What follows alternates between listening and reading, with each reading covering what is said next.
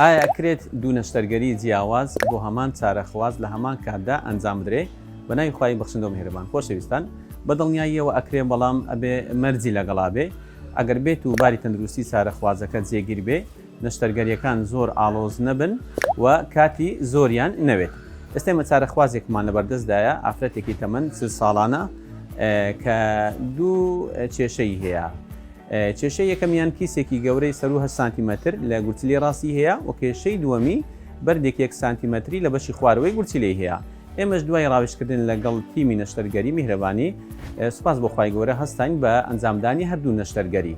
نەشتەرگەری یەکەمیان کە لە ڕێگای کردنی 3 کوون لە سک بە نازور کیسەکەمان تەواو هەڵگرت و پاشماوی کیسەکە بەجێنەما بەسەر کەوتووی و نەشتەرگەری دووەمیش لە ڕێگای نازوری نەرم بەردێک سانتیمەترەکە لە بەشی خوارەوەی گورچیلە گرتمان و هێنامانە حەوزی گورچیلە، دوای بە نازوری ڕق و بە لێزەر بەردەکەمان هەمووی کرد بە ڕەمڵ و پاشماوی بەردەکە بەجێنەما. بەمەش لە کۆتاییدا دوو نەشتەرگەری جیاواز بۆ هەمان چارەخواز لە هەمان کاتدا ئەنجامماندا لە کاتێکی گونجاو بەبێ ئەوەی هیچ کێشێکی تەندروستی بۆ ئەم چارەخوازە لە داهاتوودا بێتە پێش. زۆر سوپاس بۆ تیمی نەشتەرگەری میهرەبانی بە هیوای سەلامەتی.